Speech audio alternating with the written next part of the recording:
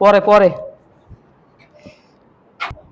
রফিক ভাই একা একা বিয়েটা করে ফেললেন, বিবাহিত জীবন কেমন কাটতেছে? দূর ভাই, দিলেন তো মুডটা নষ্ট কইরা। হ্যাঁ কি কেন এগুলা? আরে ভাই, যেদিন আমার বিয়ার কথা পাকা হইছে ওই দিন আমি মনে করছি আমি নির্বাচনের মনোনয়ন পাইছি, আলহামদুলিল্লাহ ভালোই তো। আর যেদিন আমার বিয়ে হইছে ওই দিন আমি মনে করছি আমি বিপুল ভোটে জয়লাভ করছি, মাশাল্লাহ মাশাল্লাহ।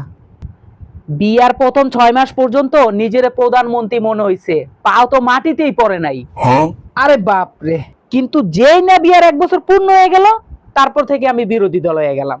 যত প্রবলেম হয়, যত দুর্নীতি হয়, যত অশান্তি হয়, সব দোষ আমার ঘাড়ে আইসা পড়ে। তারপর কি হইলো? আর এখন আমার নিজেরে মনে হয় আমি যাবজ্জীবন কারাদণ্ডের আসামি। আর কিছু শুনতে চান? ভাই আপনার কথা হইন না হাসমুনা কান্দু বুঝতে পারতাছি না।